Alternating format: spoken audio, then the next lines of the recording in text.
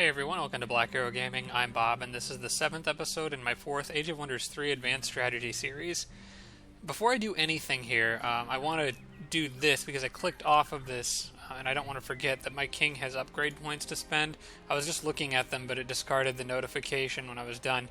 Realized that Pest Control Squad is an option, which seems like a great thing to pick when going into a battle against ogres and boars, as it'll give me plus 3 damage against all of them. So I'm going to pick that up before I forget to do that. And I'm not really sure whether I want to give my king melee strength. I'm kind of hanging on to some of that stuff for now. He's got pretty good damage output from his weapon, so I think I'll hang on to those upgrade points in case there's something I need in the future. I don't know the Dreadnought's upgrade path in detail, so I'm kind of learning as I go here a little bit.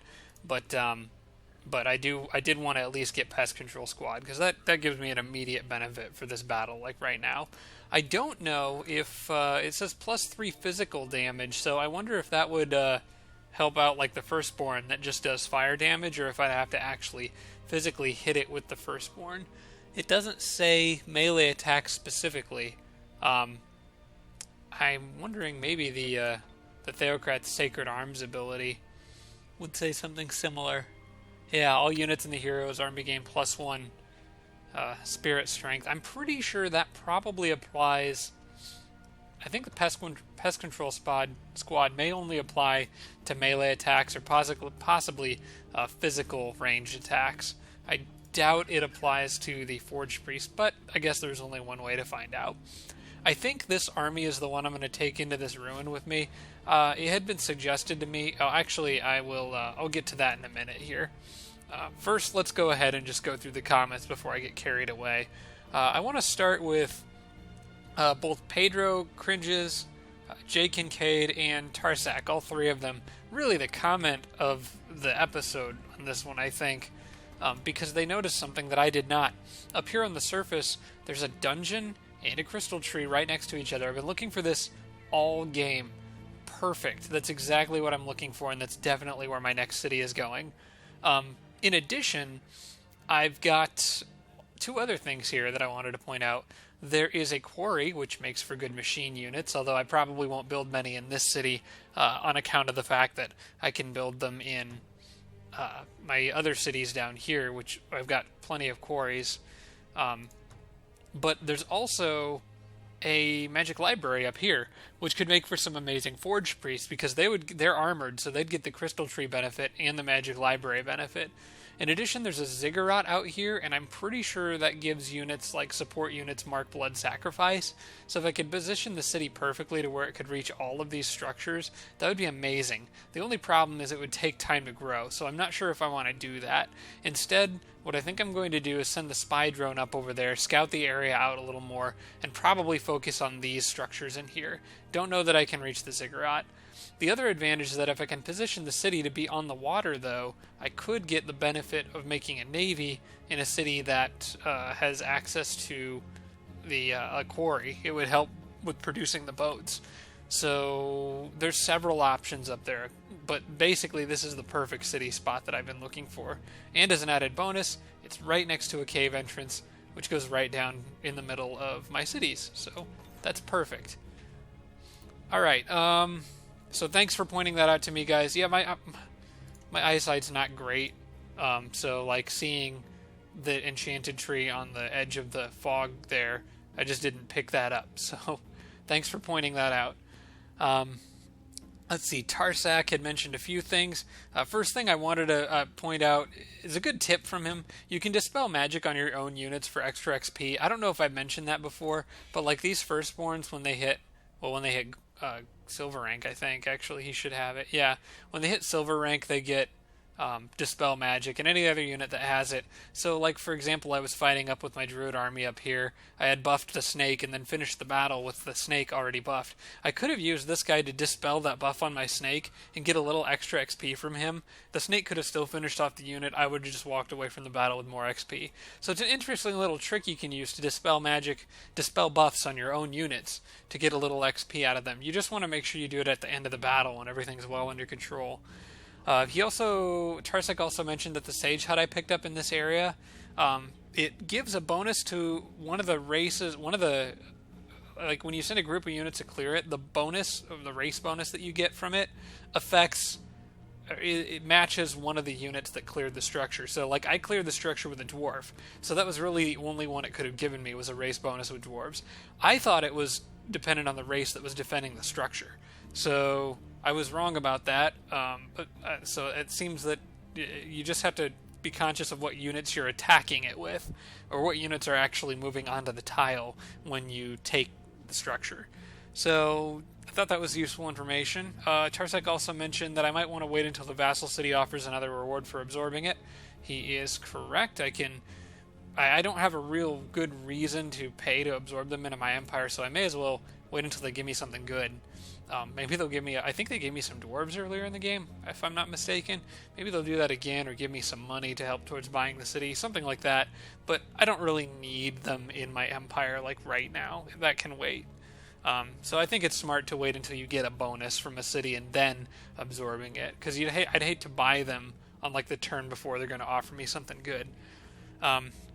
Arvid Nelson, he had mentioned that I should consider bringing an engineer into the Ruins battle for XP. I'm thinking about that, but like I said, I'm not sure with Pest Control Squad whether it'll affect the engineer or not. I just don't know. The blunderbuss does do physical damage. I guess there's really only one way to check, and that's to actually test it.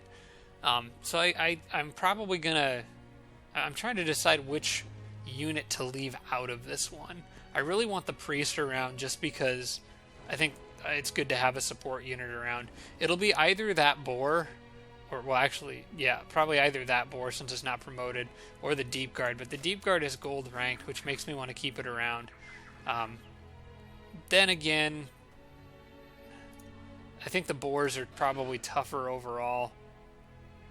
I think oh yeah, and I've got my king too. I'll keep the deep guard around just because he's elite rank and has first strike. I think that could come in handy. He does more damage than either of those boars, has more higher damage output. So I will pull this boar out of the battle and put this engineer onto the tile. And then on the next turn, because I'm going to give him a turn to heal, on the next turn they should all be at full health, and then I can go ahead and launch the battle. As far as these guys go, I want to start heading them north immediately, because the settler that I'm going to produce in this city is going to end up going up top, and I want something to at least guard it so it doesn't get jumped by bandits or something up there. So I want them to start heading up that road now. Alright, two other things to mention here. Kenneth Larson pointed out that the spider in this city, this is just a classic example of me being absent-minded, but remember earlier when this city offered me the quest to kill these spiders, and I was like, I don't know if I want to do that, because I did want to go down there and get the spider, but I didn't want to run my army all the way down there right now. Well, as it turns out, they stay there. I knew that, but I don't know why I didn't think of it at the time, but the spiders do stay there even if you decline the quest, so I can go back and pick one of those up later when I have time. And so thanks for pointing that out. I was just complete mind blank on that one, just completely didn't think of that. And then the last thing that I want to point out was just a comment from Arch Redbeard on episode 4-6, the last episode. Had a great explanation of how race governance and race happiness kind of work together. Basically, race happiness sort of acts as a... race happiness helps you get race governance faster, to put it overly simplified. I don't want to get into all the details here, but the happier your race is, gives you more bonuses from having more cities of that race. I don't know. That's probably even a terrible way to explain it too. Honestly, I know what I'm trying to say, but it would be a lot better if you read his comment, because I think he goes into more detail than I can really go into here, especially from memory, because he actually had some numbers to go with it.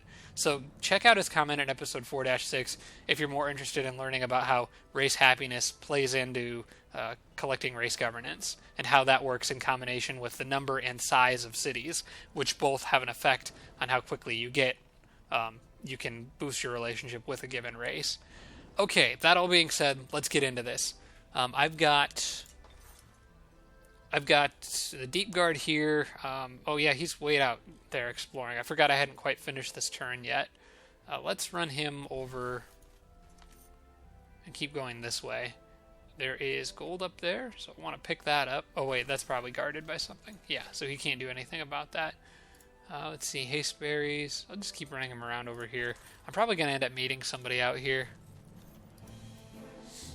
Alright, and that's it. I don't want to cast any spells right now. Mana's right at about where I want it. I got a good supply.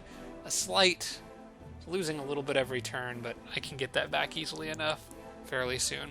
Alright, I'll skip forward to the next turn and be back in just a sec. Okay, I am back, and sadly, it seems that my dwarf crossbow or my dwarf axeman got jumped. I may have not been paying attention. I think they might have been within range of my line of sight, but I was thinking they were a stable unit. I didn't notice the slight red hue on their flag, so I'm gonna lose them. I'm just gonna auto combat that. There's nothing I can do with the scoundrels. The range attack, you just can't run from that. But I got a good bit explored out in this direction, and I've got some good spots for cities. This one I was thinking of making just like OP crossbows, because I got a Vault of Knowledge and a Crystal Tree there, but it would probably be better if I could get elves at some point, because they would benefit from both of those structures, and then I can make some really good elf longbows. But that's probably far in the future. Okay, hey, speaking of, I got another offer from this city. I'm going to take the small army, just a couple little units, but nothing special. And maybe now is the time to go ahead and just buy them. I don't really know. Again, I don't have an incentive to, and if they're willing to keep giving me small numbers of units every now and then, maybe it's worth waiting.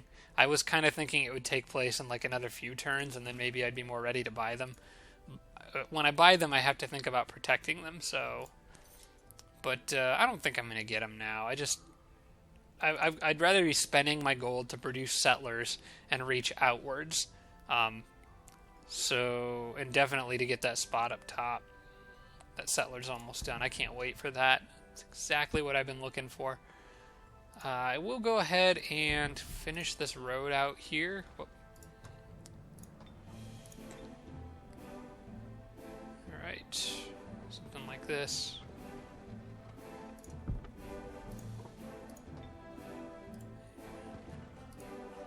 Alright, that'll work. Let's send this guy back. Wonder if maybe I could dig out some of this up here. The borders of that city will expand towards some of that. You know, I'll just work on I'll go send him back to the capital and build a road going out in the other direction. You can always build watchtowers and forts too if needed. Okay, everybody here is healed up, so I'm anxious to go ahead and get this battle done. Very likely victory. That's not a surprise since everyone in here has a damage bonus versus all of the units in this battle. The thing is that many ogres still scares me. That's a lot of ogres. What I think I would like to do, if I could position my unit just right, I want to keep him out of range of the boar, but perfectly in range of both ogres. So I think this spot right here is perfect for the deep guard. I want both ogres to just go run straight at him, because I'd rather have the boar rider get the charge bonus. I'll leave this guy in a position where he can flank around and blunderbuss the ogres. The trick is going to be doing that. Well, you know what?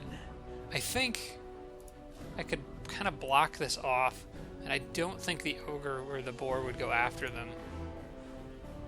It could run around. To get to that tile, it has to shortcut through there.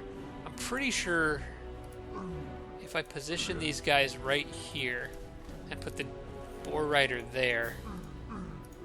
Right, okay, the ogre could still go right through there. Didn't notice that other path.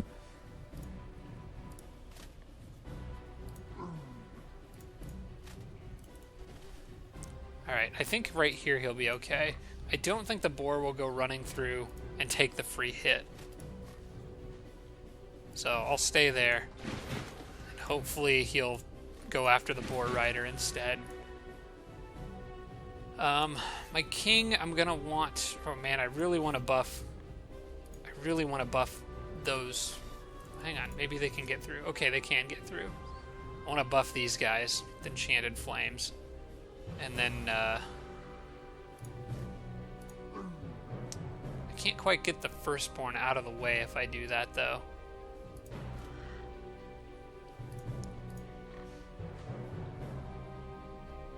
Alright. I'm going to pull this guy back, because the majority of these animals are coming this way. Also, Monster Slayer does apply to ranged physical attacks. Oh, it does apply to it. Okay, it applies to the fire damage too. Okay, it does apply to all the elemental damage types. The trick is that what I'm trying to do here is get my Forge Priest over, but not let the ogres hit them. And I don't know that there's a way to do that. The alternative option might be to block this path with my king, but that's a few too many ogres that can reach him and hit him. So what I will do instead, I think, is I'm just going to have to bite the bullet on this. As long as this ogre can't reach anybody, what I'm going to do is back these guys up, leave the Theocrat in front, who can be hit, well, he could be hit by both. I'm going to have to leave them on defense. We're just going to have to weather a hit here.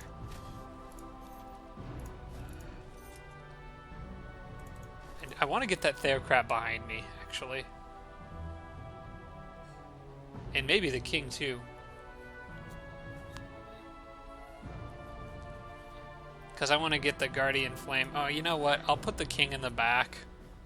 And probably the Theocrat too, if I can get him around. He's got, what, 3 moves left?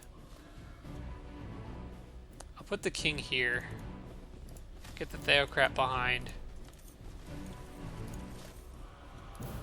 I won't be able to buff anybody on this turn, except for I could bestow Iron Heart on these guys. But those guys are probably both going to go after the Forge Priest, and I'm just going to have to eat that damage. I don't have Touch of Faith yet. I may have been able to move these guys a little more efficiently. How about this? I could do Instant Wrath. Make him think twice about attacking the Forge Priest.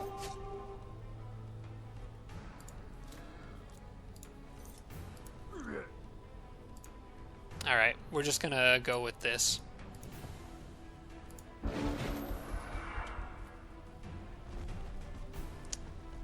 Where are they going? They're not attacking anybody. They didn't like their options. Well, that's not good. I really needed them to attack somebody.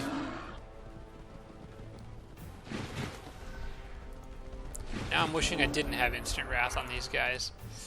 Whew, okay, this is going to be challenging. I've got to lure those guys into letting their guard down. I don't think that I can really afford to just go straight up on offense, even with Monster Slayer. That's just too many units. Well, I don't know. Those guys do a lot of damage. I could kill one of them pretty easily. Maybe 2. The third one, I might have to think about getting rid of action points. What kind of damage output do I have here? Oh, that guy will do a lot of damage to those guys. I'm going to leave him on defense, because I think the boar is preoccupied. You know, I think I can go for this. I think I can kill all these guys, because that blunderbuss will help.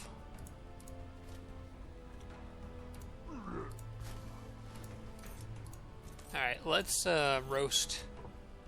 Let's roast this guy on the edge, the one threatening the Forge Priest most.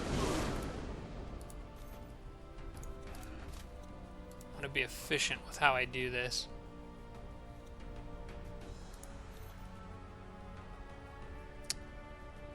I could position the pikemen there and leave them on defense if I think I can kill a different ogre. But I also sort of want to use up their action points.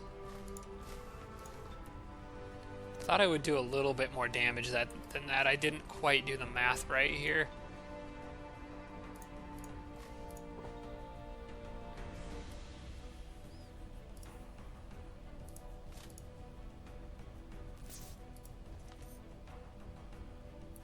Alright, if I kill that ogre with the deep guard, it'll leave him kind of guarding against the boar. Wonder if there's any other good spells. No. Stone Skin's an option. That would give me the option to basically... Well, I could... Okay, if I use Stone Skin, then I can effectively neutralize one of these guys. Probably the one right up front. I would just send the deep card running into him. And then could use...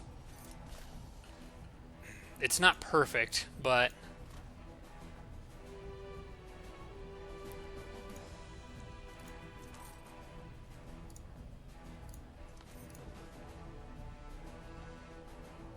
So what I'm thinking is Stone Skin the deep guard, rush him up, and basically take that ogre out of the next turn. Might actually kill it. Probably not, though. And then I have to deal with this other ogre over here, which is a tempting target for my king with his black bolts right now. Well, no, not black bolts. I guess just charging it would be better. But I need the king to cast Stone Skin. So I can't do that. All I'll have left is my Theocrat, who I can't cast a spell with anyway. Might be able to bestow Iron Heart on these guys, or just try to damage the ogre and hope the engineers can finish it off in one hit. And then this ogre over here I'm kind of stuck with. I don't know what I'm going to do with him. I got a feeling my priest is going to get smashed. Who's left? Just those 3 units. That's not good.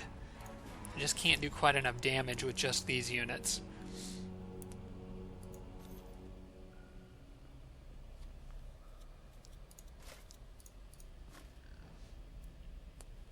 I'm going to actually pause the episode here because I've been sitting here looking at this for too long, and I really want to give this some proper thought. I don't want to rush into something here, especially not with 2 heroes involved in the battle. So I apologize it's taking me forever to make this decision, but I'll pause it and be right back once I've made up my mind. Alright, I've given this a lot of thought. I've been sitting here for a while. I think I've got a plan that might save all of my units. And we'll see if it works.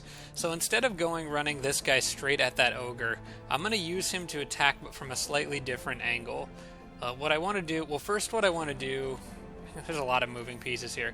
I want to move these guys up like this, and leave them there for the moment. I'm going to zap this guy with some holy magic to soften him up a bit. And I may use them to finish him off. I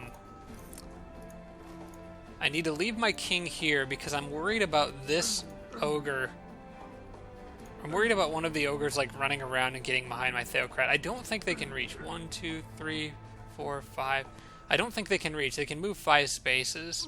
And that one's basically out of commission. So actually I think my Theocrat's okay. So this guy is all but dead.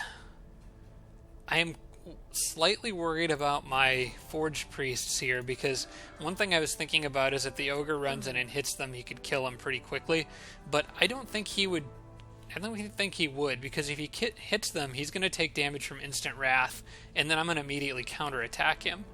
And then the boars won't do enough damage to finish me, so even if the ogre does max damage with 1 hit, 25, and then the boars do max damage times 2, that's 20. That's 45 health. The Forged Priest has 48. He would still survive. Just barely, but he would. Unless one of them figures out a way to flank me, which I don't think they really... Well, they maybe could. If he's smart about it, he could turn me around and then the other unit could flank. But I'm not that worried about them. I think the priest will be okay. What I'm thinking about now is my engineer. This ogre could run around behind and hit could try to hit my engineer if the boar suicide runs itself on my boar rider. What I'm thinking I might do instead is lure him a little bit with my boar rider. Oh, I didn't expect that critical hit, but nice. He's going to run over here and he'll do at most 24 damage times 2, which would be 48 damage. Again, I would just barely survive. If he runs through, he's going to take a free hit from multiple units, and I don't think he would do that. What I need to do with these guys, well, you're probably wondering why I put them up in such a suicidal position, is I'm going to give them Stone Skin. The question here is, what position do I leave my king in if I do give them Stone Skin? This ogre has enough movement to get around and get behind my Theocrat, but I don't think he can move without dying. It's possible, though. He has 16 health, and a regular attack I would do 11 damage. So I probably want to try to kill him. For that, I need to see how much damage he would take with Stone Skin. The safe thing here to do is probably to leave my king where he's at, just in case this ogre could somehow get around behind me. I'll probably kill it anyway, but I'm more worried about the ogre flanking this guy and then another unit flanking him and that guy getting two-shot by two ogres. I don't think that would happen, but just in case, I'd rather play on the safe side and probably keep my king positioned right where he's at. This guy could run around, technically speaking, and wreck that engineer. I just don't think he will. If I give him Stone Skin as well, you know what I could do is I could use up some of his movement to guarantee that he doesn't do that. Alright, either way, I think my king is going to stay here, and that guy's getting Stone Skin. And he will take much less damage in retaliation. Still quite a bit, though, more than I was expecting. Maybe it'd be better just to leave him on defense. The risk here now is that if that ogre just goes nuts on these guys, then... Yeah, if that ogre goes nuts on these guys, it'll use up all their action points, and then this one will be able to freely run down and also hit my Forge Priest, which is kind of a risk.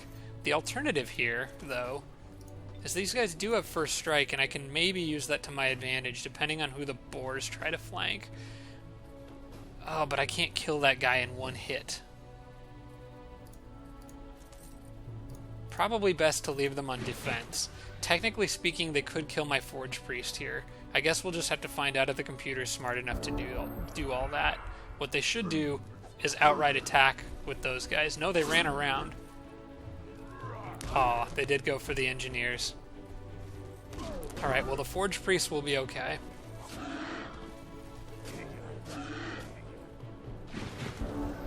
Alright, so 5 of my units will survive this battle. The engineers could not be saved, unfortunately, after all that work. Alright, now I want to think about healing, probably, and make sure that I have the ability to finish these guys off. Those ogres are not moving, which makes me think they would die if they tried to.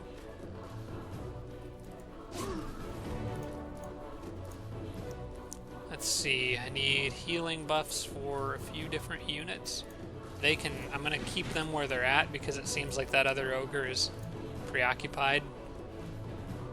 So I can, let's see, I want to make sure I do this in the right order. Actually, it doesn't matter. Everybody can use their abilities on themselves.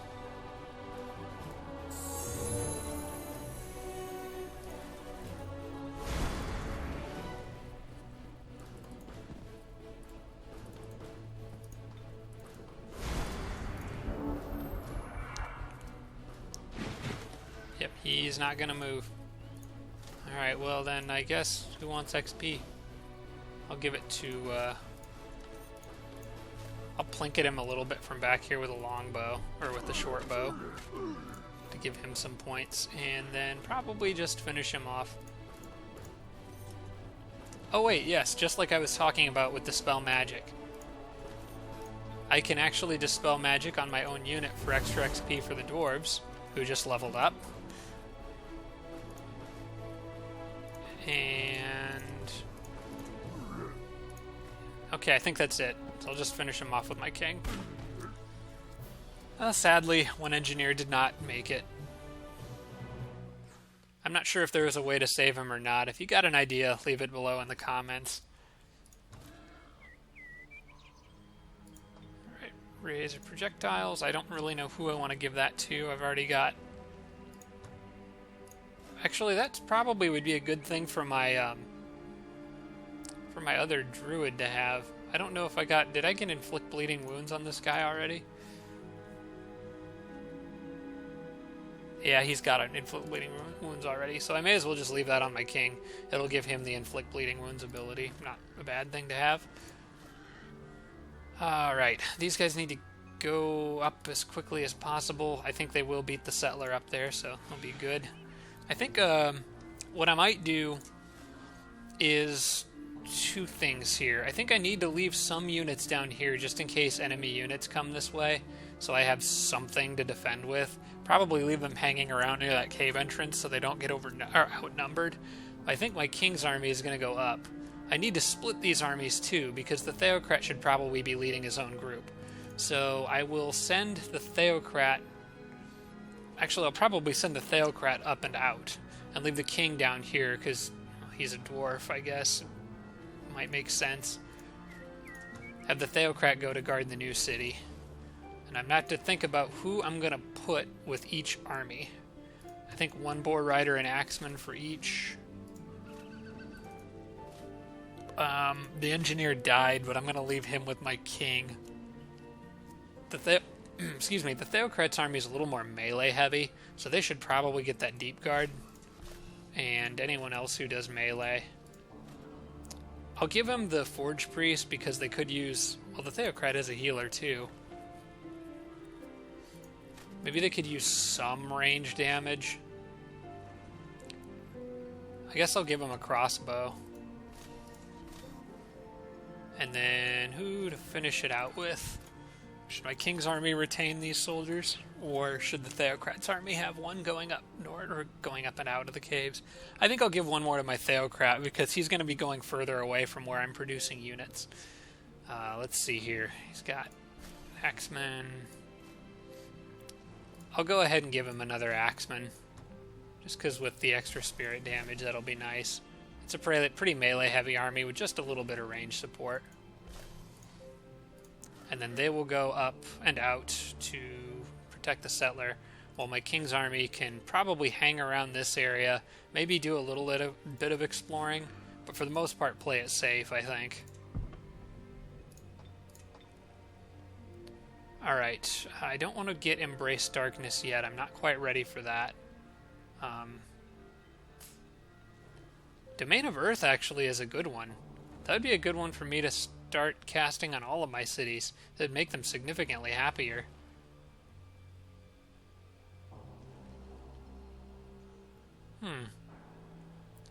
Do dwarf cities specifically like subterranean? No, it doesn't actually like subterranean terrain. It likes rock cavern walls and dirt cavern walls. Wait, I didn't realize dwarf cities like rock cavern walls. I wonder if that was changed in a patch. I know for a fact that I was looking at this in a different series, and it was just specifically dirt cavern walls. So apparently dwarves like rock cavern walls too, so that's cool. But I'm going to get that, this spell, I'm going to get, what was it called? Domain of Earth. I think that would be a good one to have. Alright, and let's see, I've got Seed of Distrust, which is what I just finished researching, and that I will put to use shortly once my spy drone's ready for it. Now that this guy's leading his own army, it might be good to give him Healing Aura. Just Bestow Iron Heart alone isn't great, although, I don't know, he'll get healing later, and that would be probably enough. I think for now I'll give him something that benefits... I've already got all the army buffs. I'll just give him Touch of Faith or something to help him level up a little faster. Probably not Undead Slayer because he's going above ground, but I think I'll buff his defense a little bit because he might need to be doing some fighting. Helping out his army there. Alright, they're willing to join me for 58 gold now. That is really cheap. I think I'll go ahead and buy them now. They just gave me that reward. I'll take it. I'll leave these guys just hanging out in there for the moment. There's not a lot they could do without walls if something attacks, but maybe with spells I could cheese out a victory if like a small group of scoundrels attacked. Alright, down here I'm going to immediately start building towards Siege Workshop upgrades because I want to make machines there quick. And I have the gold for it, so I kind of may as well. So I want, well, not Siege Workshop upgrades, production upgrades. Anything to boost production and move towards producing machines. In my new city, I don't know. I think that city could really use some growth, so I'll go ahead and get a farm started. I was going to send this guy out to... I wonder if I can cast Seed of Distrust from here. No, I have to actually see the city. That'd be a good thing to start doing with my mana. But also probably a good thing to start doing in cities that the enemy will likely see first. I want the drone to go this way anyway, because I want to scout out the area around where I'm going to be putting this city a little bit better. Oh good, there's hasteberries there. So I can get a sense of if there's any other structures I want to try to reach out and get. And then maybe just spy out the land so that my other armies don't run into any unpleasant surprises. I'm going to keep this guy going north. At the risk of possibly meeting more computers out here somewhere.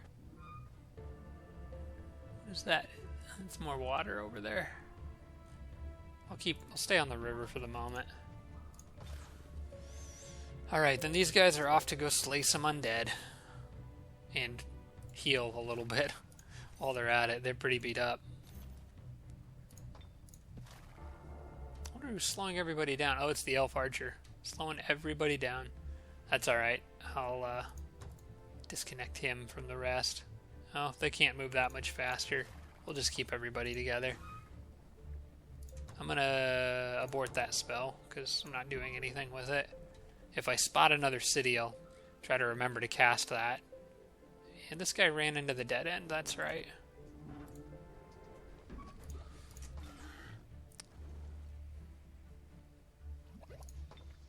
Alright, that's it for this turn. So my crucial mistake in that last battle down here at the ruins, I think, was not starting to cast Stone Skin right off the bat. That could have possibly saved a unit there.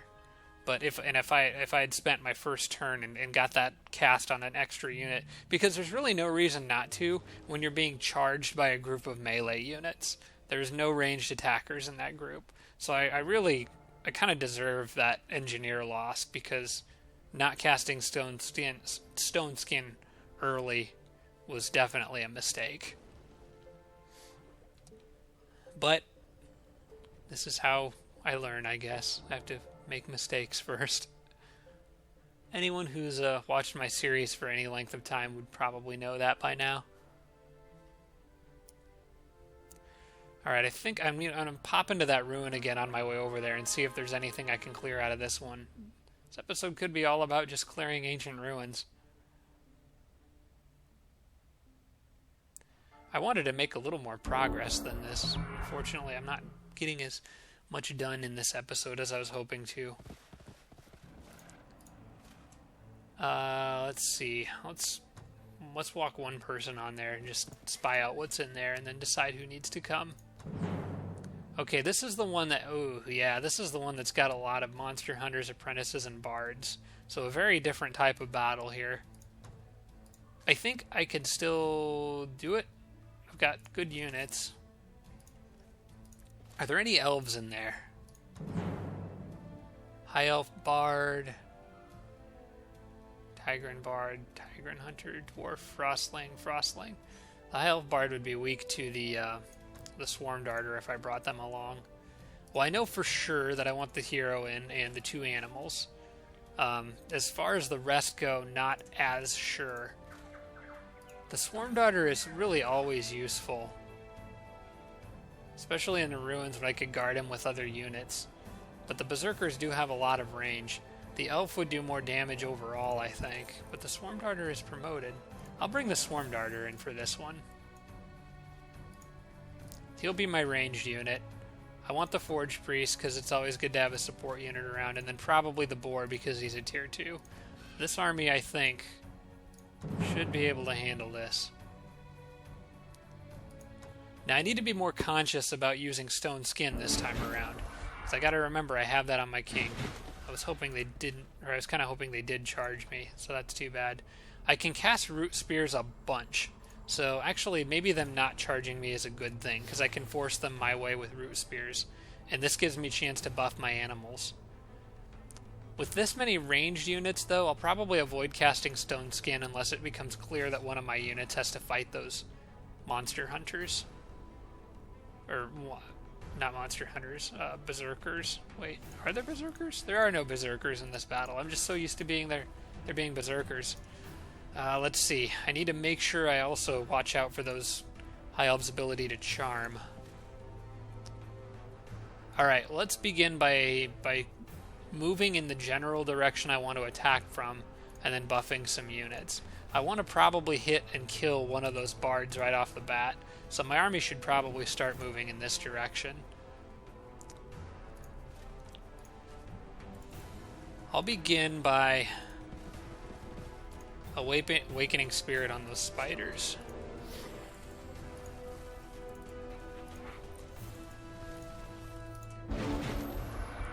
Have until round 5 to get this party started. Of course, I could always cast root spears on somebody, which might force them to come to me. The only problem with this area is there's not a lot of cover. Maybe if I get over where those pillars are, it'd be a little better. Or at least maybe up to the wall. I could do that too. Alright, so can't cast that for one more turn. Well, my general plan is here to alternate between that and Savage Rage, which does not cost very much at all.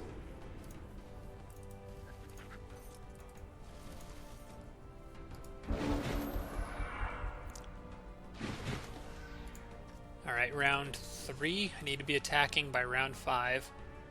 Let's probably go to this cover here for the moment. See if that suits me well. Alright, move him up. Awaken Spirit on this guy. Look at this guy's attack power now. 19 and 5 shock damage. I could buff it even more if I gave him Guardian Flames.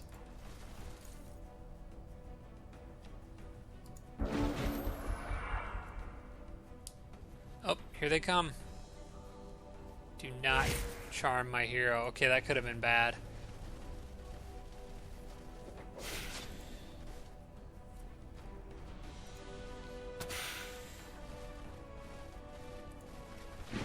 Alright, whole mess of stuff coming after me. Fortunately, those bards are going to go down pretty quickly and easily. If I can, that's the High Elf. I can probably kill him with the goblins. It's just I'm a little worried about everything else coming behind the goblins. And I actually can't kill them with the goblins.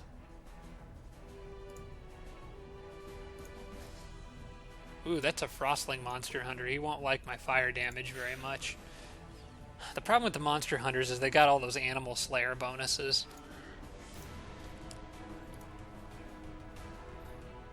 Tigern Bard, those guys. I could maybe go around and get a good flank attack there. I'm not too worried about the Boar Rider getting killed.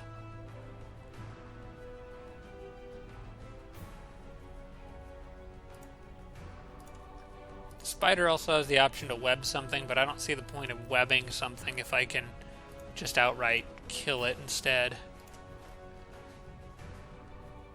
I'm going to try this. Position the goblins here, then pick them off. Monster Hunter is within range of the goblins, but I'm going to force him to go through other units to get to them. He could do a lot of damage to them. I'm going to position these guys here and the snake here just to stay in front of the goblins. And then I kind of want my druid to use this last opportunity to get Savage Rage on that spider. Which I don't know exactly where I want to position that. I'm thinking about sending the spider out to go after the bard, but I think there's way too much stuff that could... potentially snag him. Instead, what I'll do is I'll leave the spider here, kind of defend it a little bit, leave him on defense, and then if they come charm me, I can use another unit to try to kill them. But I'm going to leave these units spread out just a little bit.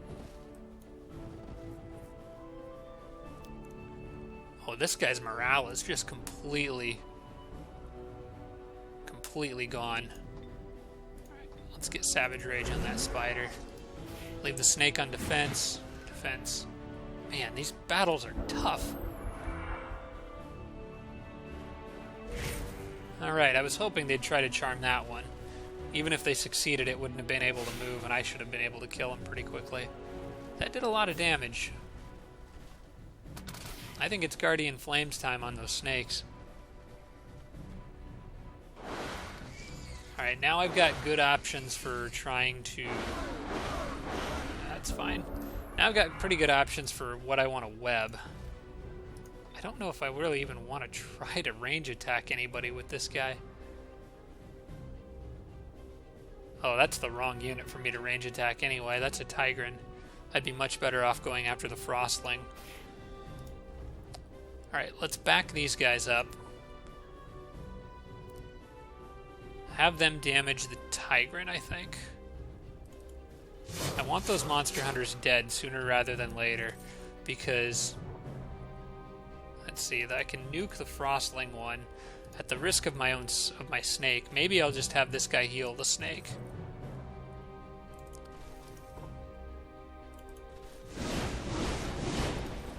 Okay, they're immolated, but not quite enough to kill them. I have a pretty good chance of webbing that monster hunter, but if it fails, I could be in trouble. On the other hand, I could possibly kill all these units.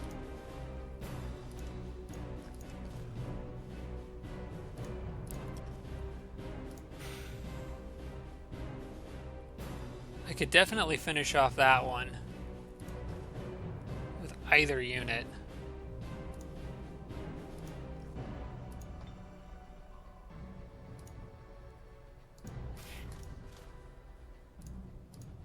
Oh good, the boar could reach down here too in a pinch.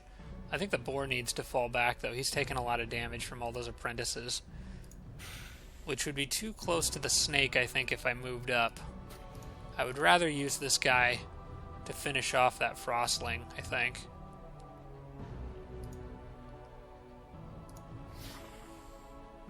Alright, we're gonna back this snake up. Let my druid finish off the Frostling. Even if he fumbles, yeah, he'll still kill it.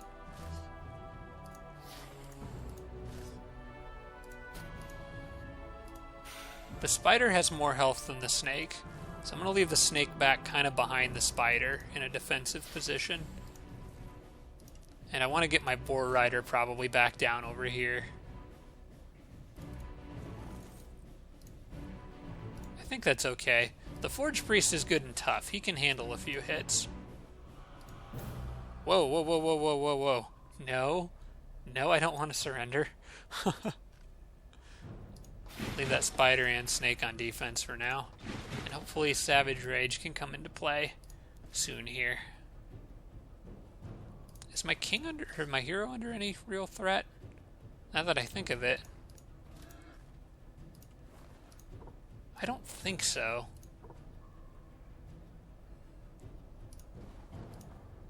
I think he's okay. I hope I don't eat my words there. Well, they're going after him. Oh no, they want those. Okay, they killed my swarm darters. That's unfortunate.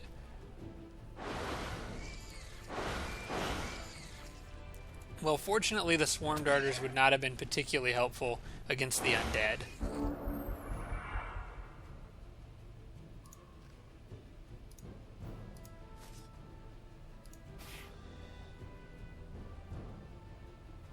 Alright, Tigrans don't have any particular resistance to fire.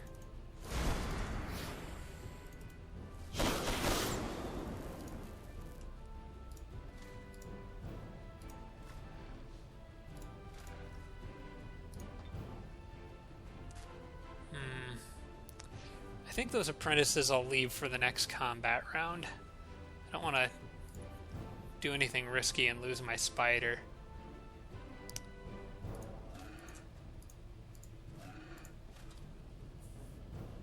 Could always Nourishing Meal the spider, though. That would give it enough health to handle. I got a 75% chance to web them, so I'm going to take that chance. Okay. I want to get that boar down in front of the snakes there, who are now... Whoop. I don't want to move them too far. There we go. And probably use this guy to... boost the snake's health, I think. There's a few too many things that could hit it. So yeah, I'm gonna heal the snake a bit.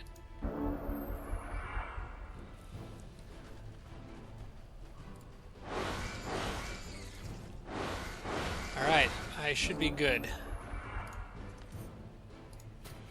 Now I think it's that snake's time to go out and feast.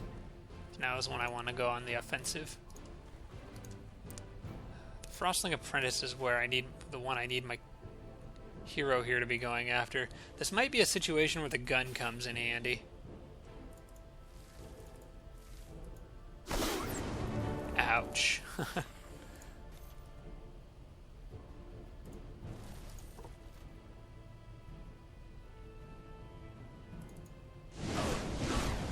Yeah, we'll hit the Frostling with that. Oh, maybe I should have flank attacked with the dwarves. They were facing a different direction. I could have gotten an easy flank.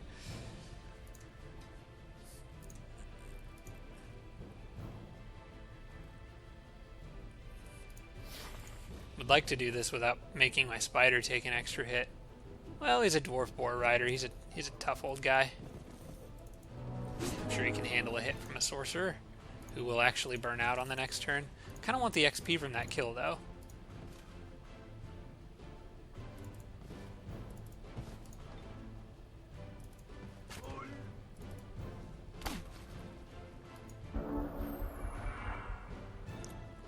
Alright, and then the Tigran Bard is anybody's game. Any healing? I've already pretty much used all of my passive abilities, I think. Oh, there's Dispel.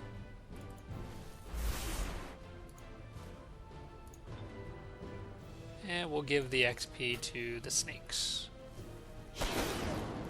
Now they're stunned too. A rough day.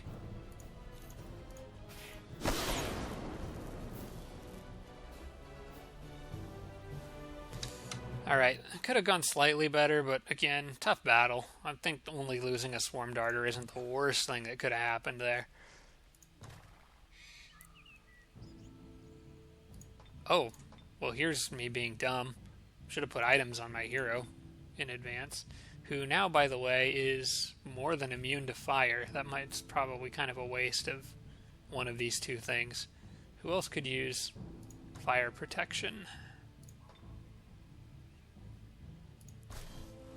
The Draconian Might, he's got 40%, or no, 20% automatically. Add a ring to him, that's 80. And my king could get Forge Aprons. Actually, I think I might give it to my king, because with Forge Aprons... Oh, and he's going to be the one who could eventually cast a Stabilized Mana Core. I think I'll give it to him, because that would make him immune to fire damage. I'll leave the Spirit resistance on this guy. Send this over to my king, that ring. Got 8 points for upgrades. Ooh, healing is tempting here. That is very tempting. I forgot the druids get that at level 9. Trying to save up to get Beast Horde at 11, and I'm getting close.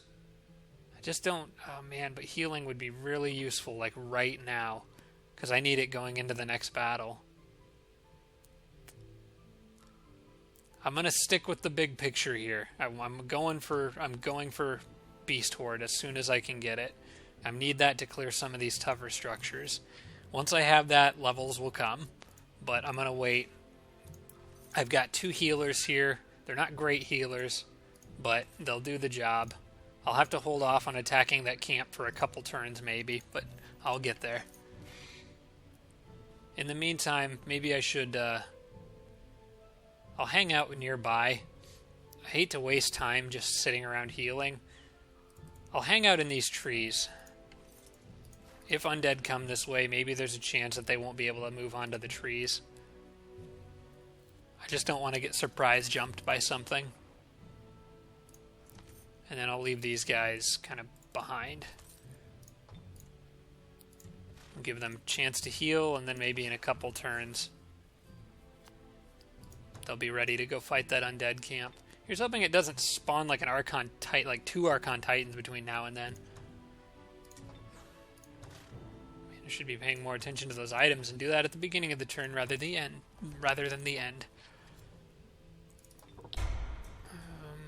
I don't see a reason not to build a siege workshop here. Okay. A little bit of... Actually, the hospital here would be good, because then I can start reaching out towards that once I'm able to clear it. Well, my capital city can also be doing stuff too. Actually, my capital city, I want to build those musketeers. And send the settler up right away. Okay, good. Everybody's getting here right at around the same time, so that's perfect. Got a little escort for them. I will have that musketeer to add to my king's army on the next turn, which will pair well with the engineer. That army's actually just became a little bit ranged heavy, honestly. Probably need a melee unit to stick around with them. Maybe I should have sent the Forge Priest with these guys. I think I will. I'm going to send the Forge Priest out with those guys. And then I'll send back one of those axemen on the next turn, so my king's army has a little more melee focus to it.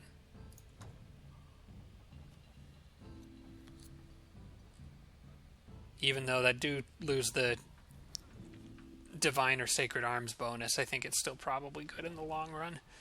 Okay, that was done in one turn. I think if any city's going to get... I think this city's going to end up being on merchandise, because... if any city is going to get upgrades right now, it's going to be this one. I want to keep working towards all my machine units. Speaking of which, should probably be researching those. So Golem, I think, will come next.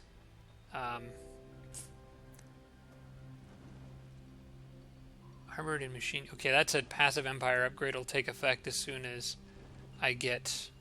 Yeah, as soon as I research it. So I think I'll get Golems next. Modern Warfare training, machine and archer units get an additional rank. That would be a good one to get early, because this one I can get whenever and the bonus applies. This one will only apply to newly produced units, so I probably want to get Modern Warfare training soon, shortly after getting Golems. But I want to finish Domain of Earth, because that could give me some real tangible benefits to all my cities right now. Okay, for the moment, then, I guess I will get, I guess I'll just get the Masters Guild here. Oh, wait, I can't get that on this turn. Well, I'm going to want Flow Rock Citadel eventually, so I'll start working on that. Now is not really a good time for Dark Sun when I'm trying to explore this area. This drone's going to get picked off by something.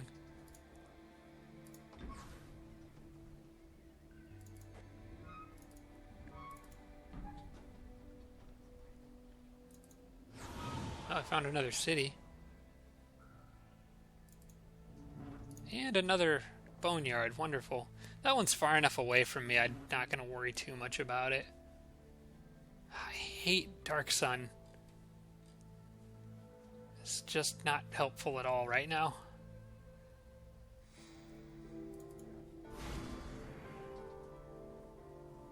I don't know if I can move that closely to that and get by without getting killed. This thing might need to go back. I've already pretty much explored quite a bit out there with my dwarf. There's still a little bit more area though that I would like to see, like particularly what's down in here. Well, do I think I can get him through? I could move up and peek it, but not with Dark Sun active. I'm going to take that chance and try to go through that area. Well, no units yet.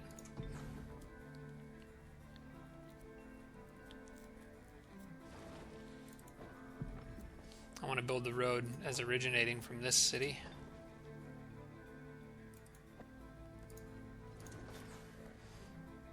Alright, my king's army, I'm going to have them sit on that cave entrance for the time being.